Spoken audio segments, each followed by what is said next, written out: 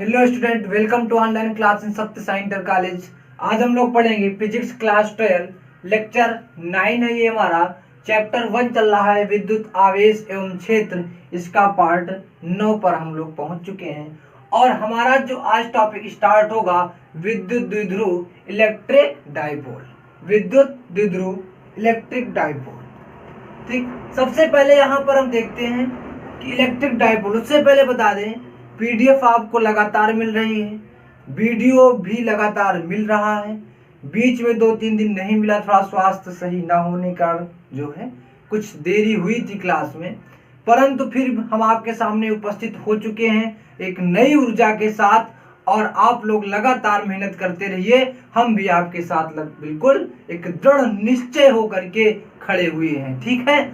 चलिए तो बात करते हैं विद्युत द्विध्रुव की, इलेक्ट्रिक डाइपोल। देखिए डाइपोल अगर इंग्लिश शब्द से हम थोड़ा समझने का प्रयास करें तो जो डाई का है, डाई का मतलब हुआ दो, और यहां से जो पोल का मतलब क्या हुआ, अक्ष, ध्रुव, क्या हुआ, ध्रुव। तो यही से हमारा जहां पर दो ध्रुव की बात आ गई तो ये मेरा क्या हो गया, इलेक्ट्रिक पोल अर्थात विद्युत द्विध्रुव, विद्युत द्विध्रुव, ठीक है। चलिए अब देखिए आगे हम क्या देखते हैं। बात आती है कि विद्युत द्विध्रुव है क्या। तो विद्युत द्विध्रुव क्या होता है कि जो है एक समान आवेश, जैसे मान लीजिए यहां पर ये जो है ये प्लस क्यू और ये माइनस क्यू, दो आवेश है, प्लस क्यू और माइनस क्यू, ये दो क्या है, ये दो आवेश है। इनका जो परिमाण है, परिमाण जो है वो समान है, अर्थात अगर 10 यहां पर 10 ये है क्यू तो यहां पर भी कितना है, 10 क्यू है। अंतर क्या है, इनकी जो प्रकृति है वो विपरीत है, प्रकृति है वो विपरीत है, अर्थात इस पर प्लस का चार्ज है और इस पर माइनस का चार्ज है। बात समझ में आ गई, इस पर प्लस का चार्ज है, इस पर माइनस का चार्ज है, अर्थात समान परिमाण के और विपरीत प्रकृति के जब दो आवेश एक दूसरे से कुछ दूरी पर, अल्प दूरी पर, न्यूनतम दूरी पर उपस्थित होते हैं, रखे होते हैं, तो वहां पर क्या होता है, विद्युत द्विध्रुव होता है। वहां पर क्या होता है, विद्युत द्विध्रुव होता है, ठीक है बच्चा, समझ में आ गई। जैसे मान हमने बताया ये प्लस क्यू और ये माइनस क्यू, दोनों के जो बीच की दूरी है वो हम मान लेते हैं 2a, ठीक। तो समान परिमाण के जो है और विपरीत प्रकृति के आवेश जब एक दूसरे से न्यूनतम दूरी पर रखे होते हैं तो वहां पर क्या होता है, वहां पर विद्युत द्विध्रुव होता है, ठीक। चलिए तो यहां से ये इतना हो गया। परिभाषा इसकी लिख दें, जल्दी से बोलो परिभाषा लिख दें। चलिए परिभाषा लिख देते हैं। दो समान परिमाण, दो समान परिमाण, दो समान परिमाण कि दो समान परिमाण व विपरीत प्रकृति के आवेश कुछ दूरी पर रखे होते हैं तो उसे विद्युत द्विध्रुव कहा जाता है। फॉर एग्जाम्पल आपके सामने बिल्कुल बना हुआ है एक डायग्राम के रूप में। अब आती है अगला जो बात आता है वो आता है हमारा विद्युत द्विध्रुव आघूर्ण का। किसका आता है बच्चा, विद्युत द्विध्रुव आघूर्ण का।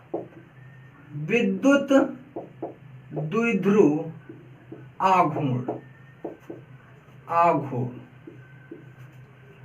विद्युत द्विध्रुव आघूर्ण क्या होता है, ये electric dipole movement, electric dipole movement. इसमें क्या होता है, देखिए इसमें क्या होता है, ये इसकी यदि हम बात करें तो ये जो होता है ना, जैसे मान लीजिए यहां पर ये प्लस क्यू और यहां पर ये माइनस क्यू, दो आवेश है, ठीक, और इनके बीच की दूरी क्या है, 2a। तो यहां पर मान लेते हैं जैसे यहां पर एक बिंदु कोई है P, यहां पर एक बिंदु है कोई P, तो इन दो द्विध्रुवों के कारण इस बिंदु पे क्या होता है, एक आप लोगों ने पढ़ा था बिंदु आवेश के कारण विद्युत क्षेत्र की तीव्रता। तो यहां पर जो विद्युत क्षेत्र होगा वो किससे होगा, प्लस क्यू के कारण। यहां पर देखो अब दो आवेशों से होगा ना विद्युत क्षेत्र उत्पन्न होगा, एक प्लस क्यू के कारण होगा, एक माइनस क्यू के कारण होगा, ठीक। तो अब प्लस क्यू और माइनस क्यू इस बिंदु को दूर, इससे दूरी कहां से ले, इसकी दूरी कहाँ से ले, जब इसके साथ लेते हैं तो इसके साथ नाइंसाफी होती है, और इसके साथ लेते हैं तो इसके साथ नाइंसाफी होती है। तो हम क्या करते हैं, इनके बीच की दूरी का सेंटर ले लेते हैं, इनके बीच की दूरी का सेंटर ले लेते हैं, बीच की दूरी का हम क्या ले लेते हैं, सेंटर ले लेते हैं, और इस बीच की दूरी से ये बिंदु जो दिया होता है, इनके बीच की दूरी क्या ले लेते हैं, r, इनके बीच की दूरी क्या ले लेते हैं, r। बात समझ में आ गई। अब जब ये सेंटर से बढ़ गया, जब यहां सेंटर से बढ़ गया, सेंटर का मतलब इस बीच की दूरी के मध्य बिंदु से, तो जब पूरी लंबाई 2a की है तो ये हो जाएगा कितना, a, और ये भी कितना हो जाएगा, a, है ना। यहां से यहां तक क्या हो जाएगा, a, और यहां से यहां तक क्या हो जाएगा, a। यहां बात 2a क्यों लिया गया है ये भी मैं क्लियर करते हुए चलता हूं। यहां पर आप a भी ले सकते हैं, x भी ले सकते हैं, कोई मतलब नहीं है। 2a लेने का जो मुख्य उद्देश्य हमारा है वो है कि यहाँ पर कैलकुलेशन जो होगा वो थोड़ा सा आसान हो जाएगा। क्या हो जाएगा, आसान हो जाएगा। क्यों हो जाएगा, क्योंकि देखिए यदि प्लस क्यू और ये माइनस क्यू दो आवेश हैं द्विध्रुव, तो यहाँ से यदि इसकी जो है सेंटर लेंगे, यदि इसकी हम a दूरी मानते हैं तो सेंटर में यहाँ से यहाँ तक की दूरी a/2 हो जाएगी, यहाँ से यहाँ तक की दूरी a/2, क्योंकि इसका आधा आधा हो जाएगा। इसीलिए मैंने यहाँ पर 2a लिया है कि ये थोड़ा सा हमें कैलकुलेशन में आसानी हो जाएगी। 2a लेने का जो मुख्य उद्देश्य हमारा है वो यही है कि कैलकुलेशन में हमारा क्या हो जाएगा, आसानी हो जाएगी। तो यहाँ पर आते हैं मेन मुद्दे पर, हम पहुंचते हैं वैद्युत द्विध्रुव आघूर्ण। तो ये क्या होता है, वैद्युत द्विध्रुव आघूर्ण क्या होता है, एक आवेश के ठीक है, और इनके जो बीच की दूरी होती है उसके गुणनफल के बराबर होता है, उसके गुणनफल के बराबर होता है। तो यहां मैं लिख सकता हूं कि यह वैद्युत द्विध्रुव किसी एक आवेश, यह वैद्युत द्विध्रुव, यह विद्युत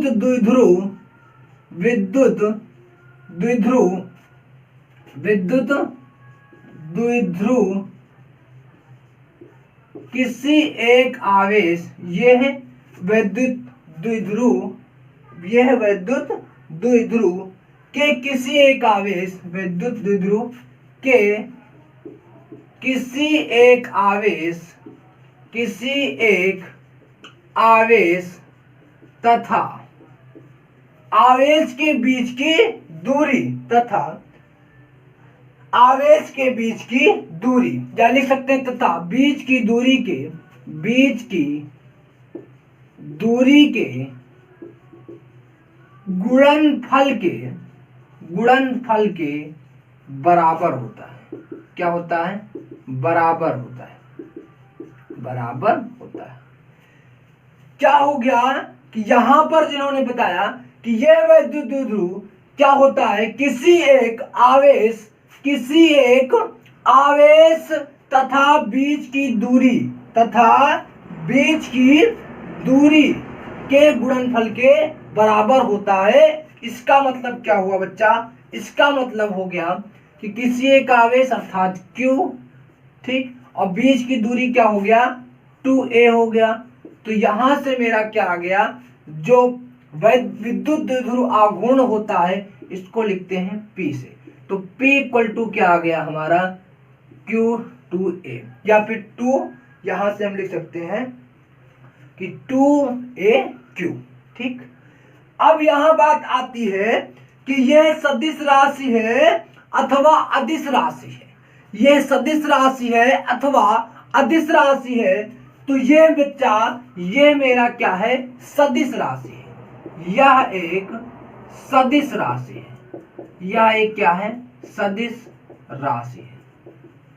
यहां पर आपने देखा कि वैद्युत द्विध्रुव क्या हुआ कि जो एक आवेश के और उनके बीच की दूरी के क्या होता है, गुणनफल के बराबर होता है विद्युत द्विध्रुव आघूर्ण, ठीक।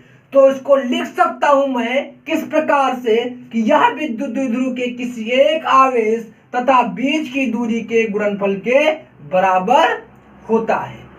फिर से मैं आपको अवगत करा दूं, पीडीएफ आपको मिलेगी, हैंड राइट नोट्स आपको प्रदान किए जा रहे हैं, इसलिए आप लोग मेहनत से जितना मैं मेहनत कर रहा हूं उसका 2 गुना आप लोग मेहनत करके बिल्कुल अपनी पढ़ाई को अच्छे और बिल्कुल सुचारू ढंग से संचालित करते रहिए।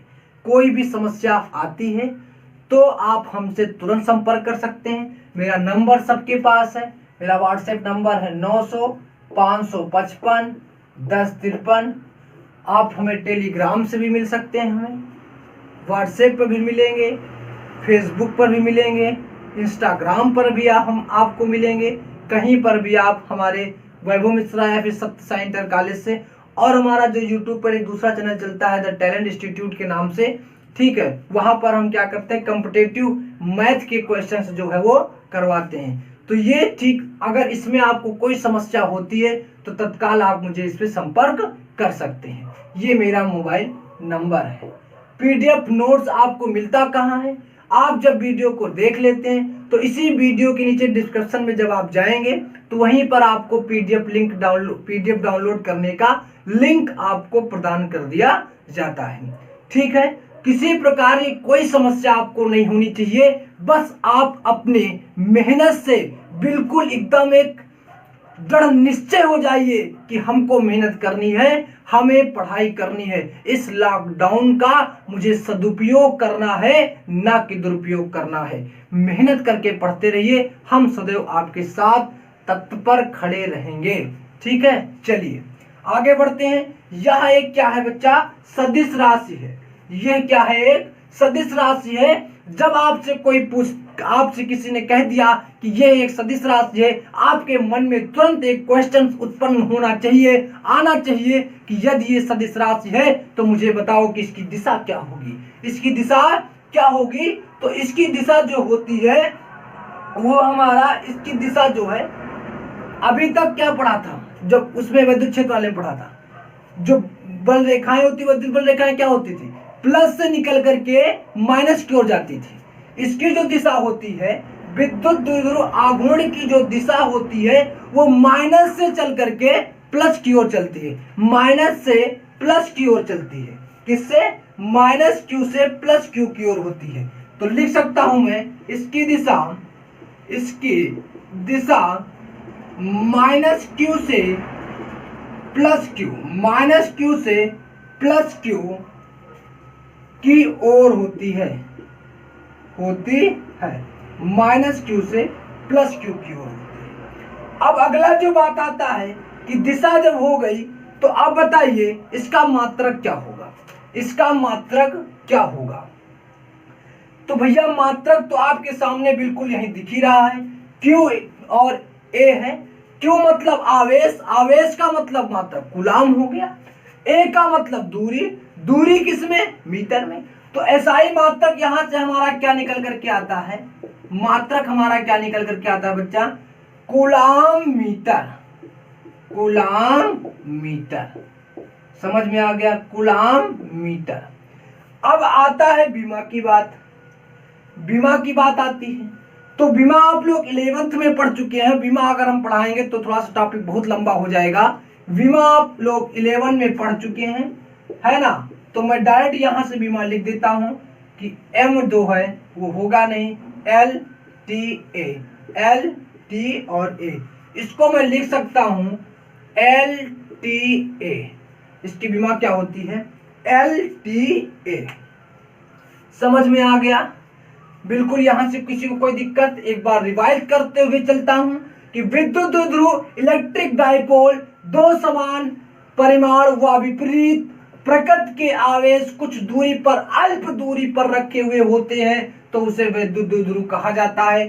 फिर आता है विद्युत द्विध्रुव आघूर्ण या विद्युत द्विध्रुव के किसी एक आवेश और उनके बीच की दूरी के गुणनफल के बराबर होता है, तो P = Q × 2A। और यह एक सदिश राशि है, इसकी दिशा माइनस क्यू से प्लस क्यू की ओर होती है। एसआई मात्रक कूलाम मीटर और इसकी बीमा LTA।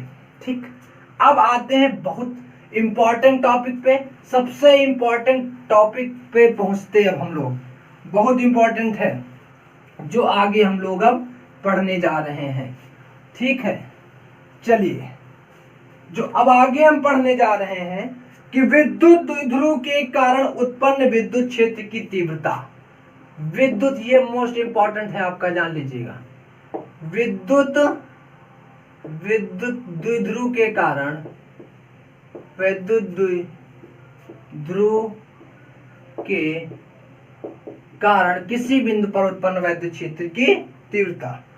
विद्युत द्विध्रुव के कारण उत्पन्न विद्युत क्षेत्र की तीव्रता। विद्युत द्विध्रुव के कारण उत्पन्न विद्युत क्षेत्र की तीव्रता। विद्युत क्षेत्र की तीव्रता। विद्युत क्षेत्र की तीव्रता। इसमें जो है मेरा पहला टॉपिक होगा, जो पहली हेडिंग होगी वो विद्युत द्विध्रुव के अक्ष पर स्थित एक बिंदु पर विद्युत क्षेत्र। विद्युत द्विध्रुव के किसी अक्ष पर स्थित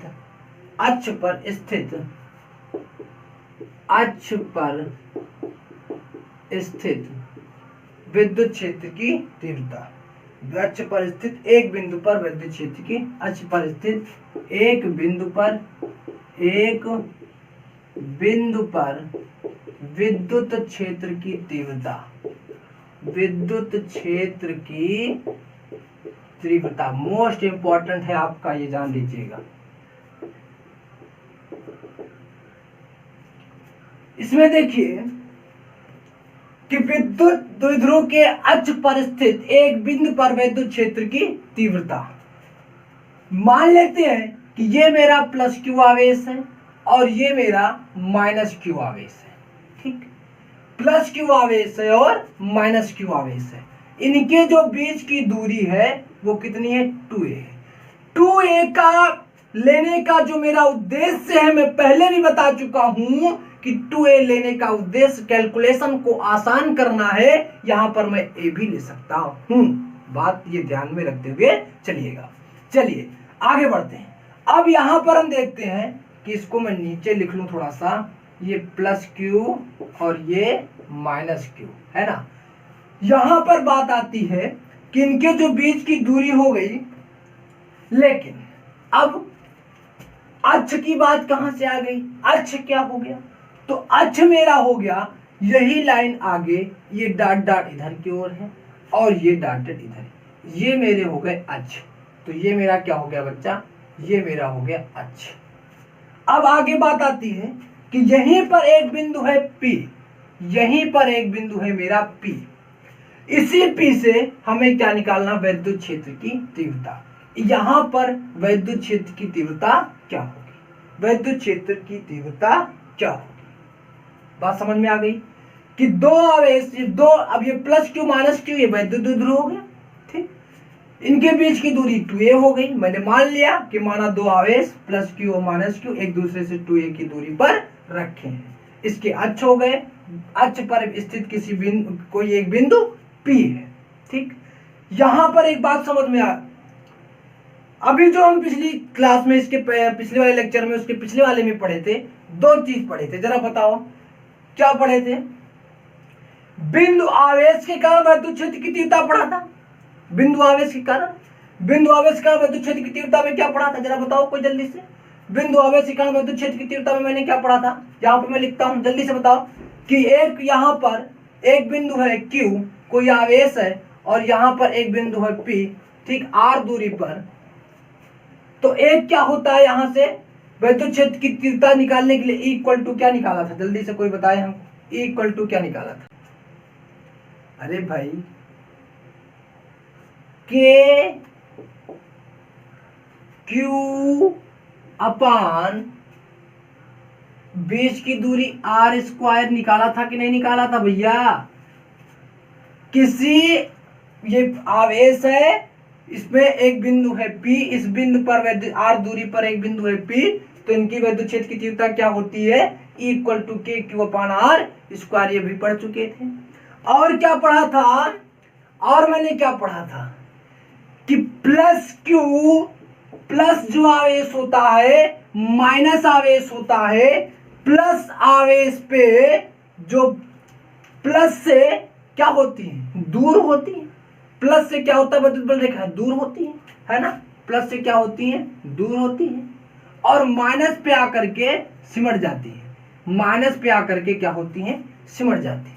समझना बात को, माइनस पे आके इकट्ठे हो जाती हैं और प्लस पे क्या होती हैं, दूर होती हैं। ये चीजें हमने पहले से पढ़ी है कि नहीं पढ़ी, पढ़ी है कि नहीं पढ़ी, जल्दी से बताओ आप लोग।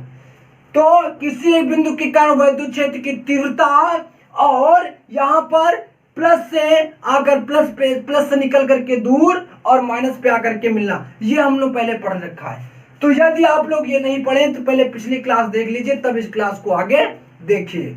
चलो, क्योंकि इसकी आवश्यकता होगी, इसको हम जब प्रूव करेंगे। बढ़ते आगे, माना वगैरह आपको नोट्स में मिल जाएगा, हम लिखेंगे तो काफी बड़ा हो जाएगा। तो यहां से क्या हो गया, हम सीधे पहुंचते हैं अब अपने। यहां पर एक चीज देख लो, समझो बात को। ये हमारा P, यहां पर जब हम प्लस Q पर चलेंगे, प्लस Q के कारण, प्लस Q के कारण देखो, प्लस पे क्या होता है, दूर, दूर, प्लस के लिए दूर, तो प्लस के लिए दूर, दूर, दूर का मतलब क्या हुआ कि जो मेरा विद्युत क्षेत्र होगा वो किधर होगा, इधर की ओर दूर होगा, इधर की ओर भागेगा, है ना। इसको हम E1 भी लिख सकते हैं और इसको हम E प्लस Q भी से दर्शा सकते हैं कि प्लस Q के कारण, है ना, E प्लस Q। बात को समझना, यहां प्लस के कारण क्या होगा, दूर, तो इस साइड की ओर चला जाएगा हमारा विद्युत क्षेत्र। और जब हम माइनस Q की ओर चलेंगे तो माइनस Q के लिए क्या होगा, माइनस पे आकर के मिलती है, माइनस की ओर, अंदर की ओर, तो यहां से जो विद्युत क्षेत्र होगा वो क्या होगा, इधर की ओर होगा, इधर की ओर होगा, विद्युत क्षेत्र किधर की ओर होगा, इधर की ओर होगा। ठीक, तो इसको हम लिख सकते हैं E minus Q, E minus Q। तो प्लस Q के कारण जो विद्युत क्षेत्र की तीव्रता होगी वो उधर E प्लस Q से, और माइनस Q के कारण जो होगी वो माइनस Q से। अब हम क्या करते हैं, इसका एक सेंटर ले लेते हैं। सेंटर क्यों लेते हैं, अभी मैंने विद्युत ध्रुवांक में बताया था कि यदि हम प्लस से लेते हैं तो इसके साथ नाइंसाफी करते हैं, और माइनस Q से लेते हैं तो प्लस Q के साथ नाइंसाफी करते हैं। तो हम क्या करेंगे, हम इनका जो है सेंटर ले लेंगे, सेंटर ले लेंगे। तो इस सेंटर से और इस बिंदु P तक की जो मेरी दूरी हो गई वो कितनी हो गई बच्चा, R हो गई। कितनी हो गई, R हो गई। इसको हमने मान लिया कि इस बीच की दूरी कितनी हो गई, R हो गई। समझना बात को। अब जब ये सेंटर हो गया तो यहां से यहां तक की दूरी क्या हो गई, A, और यहां से यहां तक की दूरी, इस बिंदु से यहां तक की दूरी क्या हो गई, A, और इस बिंदु से, क्योंकि ये प्लस Q से माइनस Q के बीच की दूरी कितनी है, 2A, और इस सेंटर से P तक की दूरी कितनी हो गई, R हो गई। बात यहां से इतना क्लियर हुई, किसी को कोई दिक्कत इतने में जल्दी से बता दो हमको, तो मैं आगे बढ़ूं। चलो आगे बढ़ता हूं। प्लस Q के कारण, प्लस Q के कारण, प्लस Q के कारण, प्लस Q के कारण, अब हम थोड़ा सा छोटा छोटा लिखेंगे क्योंकि बड़ा भी हो सकता है। प्लस Q के कारण बिंदु P पर, बिंदु P पर विद्युत क्षेत्र की तीव्रता, इसी आगे विद्युत क्षेत्र की तीव्रता, विद्युत क्षेत्र की तीव्रता क्या हो जाएगी, प्लस Q के कारण तो E प्लस Q होगा ना, E plus Q, E plus Q के कारण। फार्मूले में हमने क्या पढ़ा था, E इक्वल टू क्या पढ़ा था, विद्युत क्षेत्र किसी बिंदु आवेश का विद्युत क्षेत्र की तीव्रता equal to K Q upon R, K Q upon R, यही तो पढ़ा था, K Q अपान R, है ना। आगे बढ़ते हैं। अब देखिए क्या होगा, Q upon E equal to K Q upon R square, R square. ठीक, तो E प्लस Q, जो R क्या होती है, R क्या होती है, जो आवेश होता है ना, बिंदु आवेश जो होता है उससे और जो P बिंदु होती है उसके बीच की दूरी होती है ना। जैसे यहाँ पर विद्युत क्षेत्र की तीव्रता, ये प्लस Q आवेश, तो यहाँ से R दूरी पर एक बिंदु P होता था ना, तो यहां से बिंदु की दूरी ये R जो दे रखी है इतना ही। चलो आ जाते हैं ई प्लस क्यू क्या होगा, के, अच्छा के का मतलब समझ रहे हो ना, के की जगह 1/4πε0 भी लिख सकते हैं, ये पता है, अभी आगे इसका देखो हम बताते हैं। तो ई प्लस क्यू के कारण बिंदु पी पर विद्युत क्षेत्र की तीव्रता के क्या हो जाएगा, के है ना, और क्यू अपान क्या हो जाएगा, अब बताइए यहां से दूरी क्या होगी, उसमें तो आर स्क्वायर होता था, इसमें देखो अब इस प्लस क्यू से इस बिंदु तक की दूरी बताओ, पी तक की दूरी, जल्दी से इस बिंदु से पी तक की दूरी क्या होगी, देखो यहां से यहां तक की दूरी, बात को समझना बिल्कुल, क्योंकि ज्योमेट्री भी यहां पे हल्की से हमको समझनी पड़ेगी, यदि वो भी हमको नहीं आता है तो कुछ समस्याएं हमें देखने को मिलेंगी इसको सॉल्व करने में, ठीक है। तो चलिए यहां से जो मेरा बिंदु है इससे यहां तक की दूरी आर है, ठीक, और मैं आगे बढ़ूं तो यहां से यहां तक की दूरी ए है, तो मैं यदि प्लस क्यू से टोटल पी तक की दूरी की बात करूं तो ए और आर जुड़ जाएगा, तो ए प्लस कितना हो जाएगा, आर हो जाएगा कि नहीं हो जाएगा, ए प्लस आर। तो यहां से हमें क्या मिलेगा, ए प्लस आर का होल स्क्वायर, इसको मैं बिना किसी से पूछे इक्वेशन फर्स्ट मान लूंगा। फिर आ जाते हैं माइनस क्यू के कारण बिंदु पी पर विद्युत क्षेत्र की तीव्रता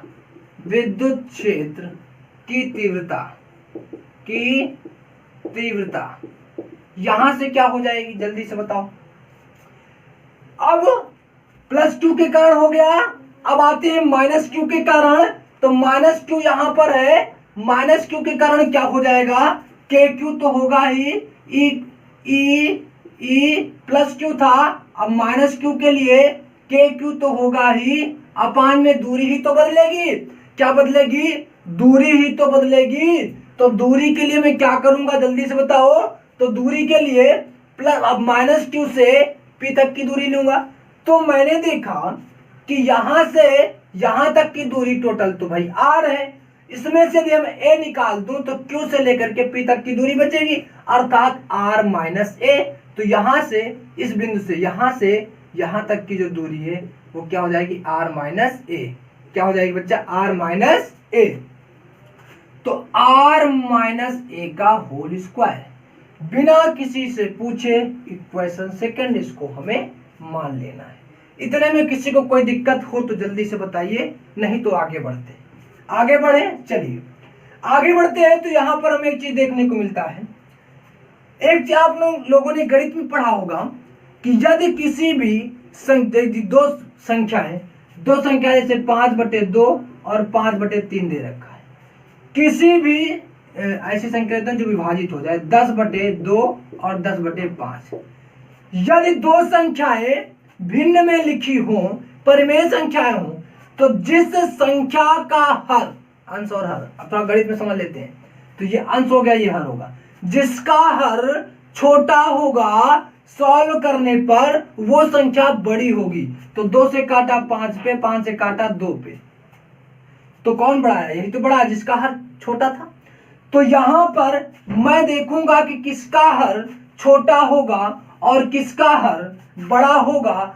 तो यहां पर हमारा क्या है, जो a प्लस आर मैंने किया है, इसको r प्लस ए कर लोगे तो थोड़ा तुमको ज्यादा समझ में आएगा, बात तो एक ही होगी, r प्लस ए, ठीक है। तो यहां से देखो r प्लस ए, r माइनस ए, देखो किसमें, देखो r में प्लस ए करोगे, r में माइनस ए करोगे, तो बिल्कुल ऐसे ही कॉमन आपको तुरंत दिमाग में आ जाना चाहिए कि r मतलब 10 ही है, और a मतलब कोई संख्या मान लो 2 ही है, मान लेते हैं। तो 10 - 2 और 10 + 2, तो कौन बड़ा होगा, 8 आएगा, यहां से 12 आएगा। तो तुरंत सोच लेना चाहिए कि माइनस वाला छोटा हो रहा है, अर्थात r माइनस ए छोटा हो रहा है, तो इसको सॉल्व करने पर ये क्या होगा, बड़ा होगा। इसको सॉल्व करने पर इसका जो मान आएगा, इसके बाद इस वाले मान से क्या हो जाएगा, बड़ा हो जाएगा। समझ में आ गई बात। तो मैं क्या करूंगा, जल्दी से बताओ। तो अब मैं निकालूंगा यहां से परिणामी विद्युत क्षेत्र, परिणामी, रेड मार्कर कहां गया,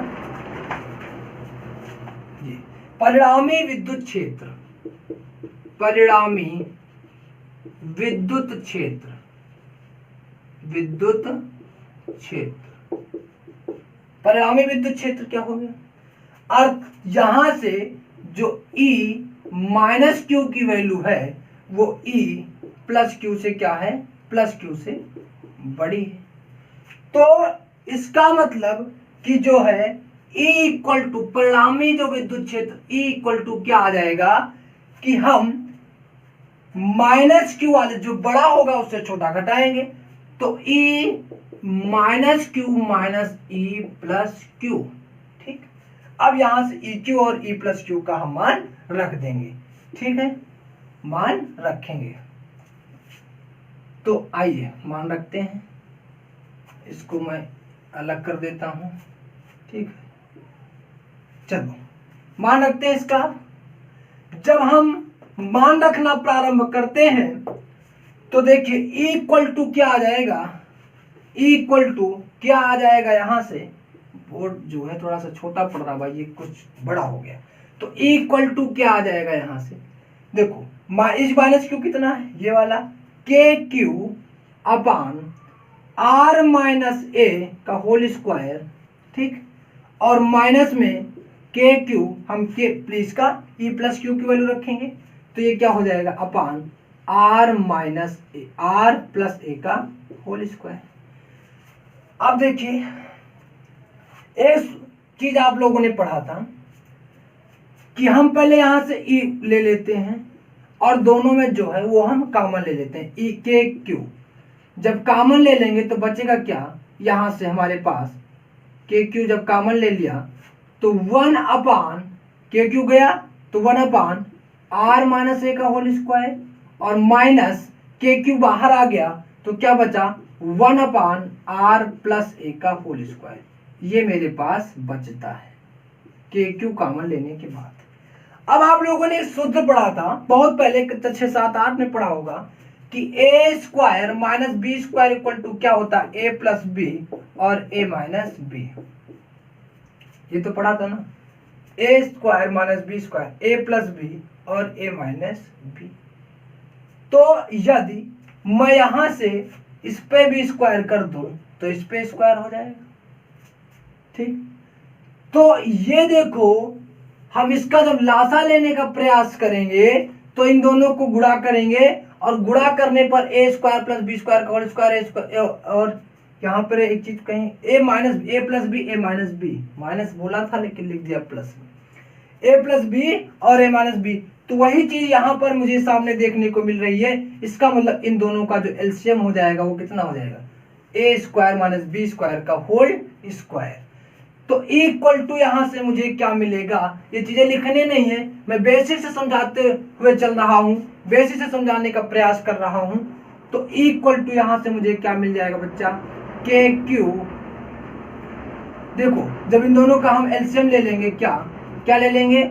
are minus A, R square minus A square का होल स्क्वायर। तो ये क्या बन जाएगा? अब आर स्क्वायर जब ये कटेगा तो ये वाला आ जाएगा आर प्लस ए का होल स्क्वायर, और ये माइनस लगा लीजिए, यहां से आ जाएगा आर माइनस ए का होल स्क्वायर। ये चीजें तो समझाने की आवश्यकता नहीं है, आप लोग 12th में हो कि सरल कैसे करना है, ये चीजें तो आप लोग ऐसे भी जानते हो। ठीक है, चलिए आगे बढ़ते हैं। तो E क्या हो जाएगा? E इक्वल टू के क्यू। यहां से देखो जब इसको हम तोड़ेंगे a प्लस बी के होल स्क्वायर से, तो r का स्क्वायर प्लस a का स्क्वायर प्लस 2ra। ठीक है, और ये माइनस लगा दीजिए। अब देखो जब यहां पर माइनस का क्या मतलब होता है, एक स्टेप मैं यहां छोटा करूंगा। माइनस का मतलब कि जब ये इसका जब हम तोड़ेंगे, माइनस अंदर जाने पे क्या होगा कि जो चिन्ह प्लस में आने चाहिए थे वो माइनस में आएंगे, जो माइनस में आने चाहिए थे वो प्लस में आएंगे। तो क्या हो जाएगा कि यहाँ आर स्क्वायर आना चाहिए, क्योंकि ए माइनस बी का होल स्क्वायर सूत्र लगाएंगे। यहाँ पर आर स्क्वायर प्लस में आना चाहिए था तो minus R square, plus A square तो माइनस ए स्क्वायर कर देंगे, और माइनस 2ar होना चाहिए था तो हम क्या करेंगे? प्लस का 2ra चिन्ह इसके क्या कर देंगे? बदल देंगे। अपान में आ जाएगा मेरा, यहां से क्या आ गया अपान में? ये आ गया कि R square minus A square का होल स्क्वायर। अब देखिए कि आर स्क्वायर प्लस में और आर स्क्वायर माइनस में कट गया, ए स्क्वायर प्लस में ए स्क्वायर माइनस में कट गया। तो यहां से मुझे क्या मिला, ए इक्वल टू क्या मिला, के क्यू और 2RA तो हो जाएगा 4RA। क्या हो जाएगा, 4RA, और 4RA यहां से मुझे मिल जाएगा 4RA upon R square minus A square का होल स्क्वायर। यहां तक किसी को कोई दिक्कत? अब हम करते हैं कि वैद्युत द्विध्रुव बहुत छोटा हो। बहुत छोटे का मतलब इन दोनों के बीच की दूरी इतनी छोटी हो कि ए को नगण्य मान लिया जाए। लेकिन नगण्य मानते समय एक बात का विशेष ध्यान में रखना है। क्या रखना है कि माइनस और प्लस के साथ यदि कोई संख्या हो तो वहां पर हम किसी भी संख्या को नगण्य मान सकते हैं। लेकिन यदि कोई संख्या गुणा में अथवा भाग में है तो वहां पर मुझे नगण्य नहीं मानना है, मैं नहीं मान सकता हूं। तो जब ए को यहां हम नगण्य मानेंगे, जब वैद्युत द्विध्रुव छोटा होगा, उनके बीच की दूरी बिल्कुल छोटी होगी, अल्प होगी, तो यहां से ए को हम नगण्य मान सकते हैं। लेकिन ऊपर वाले ए को नहीं मान सकते। क्यों नहीं मान सकते? क्योंकि आर के साथ ये गुणा में है, मल्टीप्लाई में है। और ये वाला क्या है, ये देखो माइनस ए स्क्वायर है, तो इसको हम मान सकते हैं। तो यहां पर हम लिखेंगे कि यदि वैद्युत द्विध्रुव अत्यंत छोटा है, अर्थात ए जो है वो ए क्या है, रेड से लिखते हैं, ए क्या है, बहुत ही छोटा है आर से। तब इस स्थिति में क्या होगा बच्चा, जब बहुत छोटा हो जाएगा तो ए को हम नगण्य मान लेंगे। ए को हम क्या कर लेंगे, नगण्य मान लेंगे, अर्थात इसकी कोई गिनती हम नहीं करेंगे। नगण्य मान लेंगे, इसकी कोई गिनती जो हम नहीं करेंगे। और मैंने बता दिया कि माइनस अथवा प्लस के साथ कोई संख्या नगण्य मान सकते हैं, परंतु मल्टीप्लाई अथवा डिवाइड, गुणा और भाग में हम उसको नगण्य नहीं मानते हैं। तो ए को जब नगण्य मान लिया तो देखो आर स्क्वायर बचा हुआ है, जब इसका स्क्वायर करेंगे तो देखो ये तो खत्म हो गया, माइनस ए स्क्वायर, इसका काम खत्म हो गया। तो आर स्क्वायर बचा और इसका स्क्वायर, तो आर का स्क्वायर और 2 करेंगे, 2 दूनी 4। तो यहां से क्या हो जाएगा, E इक्वल टू क्या आ जाएगा बच्चा, के क्यू 4RA अपान आर की पावर 4, क्योंकि यहां से ए स्क्वायर समाप्त हो चुका है। अब आर काटेंगे तो एक आर से कटेगा, 3 आर बचेगा। तो देखो E इक्वल टू, यहां से देखो के, अब देखो इधर जो 4 है, 4 को हम अधिगणतीय रूप में तोड़ने का प्रयास करें तो 4 को हम 2 इंटू 2 कर सकते हैं, 2 इंटू 2 2 गुणे 2 कर सकते हैं। तो 2 को मैं बाहर लूंगा, क्यों कर रहा हूं अभी आपके दिमाग में तुरंत आएगा। तो 2 मैंने बाहर ले लिया, 2k क्यू इंटू 2 बचा यहां से 2RA अपान आर की पावर 3। ठीक है। अब बताओ, जब सबसे पहले हमने टॉपिक स्टार्ट किया था, वैद्युत द्विध्रुव सबसे पहले स्टार्ट किया था, तो एक चीज बताया था, वैद्युत द्विध्रुव आघूर्ण के समय हमने क्या सीखा था, क्या पता था कि वैद्युत द्विध्रुव आघूर्ण क्या होता है, वैद्युत द्विध्रुव के किसी एक आवेश और उनके बीच की दूरी के गुणनफल के बराबर होता है। चूंकि P equal to Q into 2A, यही तो मैंने अभी सीखा था वैद्युत द्विध्रुव आघूर्ण में। तो P की जगह जहां पर Q इंटू 2A है, वहां पर 2A है, 2A, यहां पर मैंने R लिख दिया, R तो कट गया, A बचा हुआ है। तो Q इंटू 2A की जगह हम क्या लिख सकते हैं, यहां पर हम P लिख सकते हैं, इक्वल टू 2 और ये K, और Q इंटू 2 की जगह क्या हो जाएगा, P, तो 2KP अपान R क्यूब, ये यहां से मुझे मिलेगा। उसके बाद आप जानते हो K इक्वल टू क्या होता है, 1/4πε0। तो इसको इस प्रकार से भी लिख सकते हैं कि E इक्वल टू 1/4πε0 2p/r³। इस प्रकार से भी इसको हम लिख सकते हैं। E इक्वल टू 1/4πε0 है ना, 1/4πε0। इस प्रकार से भी इसको हम लिख सकते हैं। ठीक है, ये मेरा आ चुका है कि किसी विद्युत अक्ष पर स्थित एक बिंदु पर विद्युत क्षेत्र की तीव्रता। तो अगले दिन जो है हम इसके निरक्ष पर, है ना, ठीक है, ये हम सीखेंगे। तो आज के लिए इतना रहने देते हैं, क्लास लंबी भी बहुत हो गई है शायद, ठीक है, मैं देख तो रहा नहीं हूँ समय। फिलहाल आप लोग मेहनत करते रहिए, पीडीएफ नोट्स आपको इसकी मिल जाएगी, लेकिन मेहनत में बिल्कुल पीछे नहीं हटना है। एक दृढ़ निश्चय होकर के पूरी मेहनत के साथ अपने ध्वज को गाड़ दो कि इस लॉकडाउन का पूर्ण रूप से मैं सदुपयोग करूंगा। ठीक है, चलिए आज की क्लास में यहीं पर समाप्त करता हूं। क्लास जैसी भी लगी हो एक बार जरूर बताइएगा, व्हाट्सएप ग्रुप पे नहीं, इसी यूट्यूब चैनल पे जो नीचे कमेंट बॉक्स होता है उसमें लिख करके आप लोग जरूर बताएंगे कि आपको क्लास कैसी लगी। यदि इसमें कोई क्वेश्चन पूछना चाहते हो व्हाट्सएप ग्रुप पे पूछ सकते हो, आप यूट्यूब के कमेंट बॉक्स में पूछ सकते हो। पीडीएफ आपको तभी इसकी मिलेगी जब आप क्लास को कंप्लीट देख पाओगे, ये नहीं कि आप बैक में बिल्कुल लास्ट में चले गए और पीडीएफ देख लिया और पीडीएफ मिल जाएगी। कदापि आपको पीडीएफ इसकी नहीं मिलेगी, ज्यादा होशियारी करने की कोई आवश्यकता नहीं है। ठीक, तो आज की क्लास यहीं पर समाप्त करते हैं। घर पर रहिए, सुरक्षित रहिए और खूब खुश रहिए, मेहनत करके पढ़ाई करते रहिए।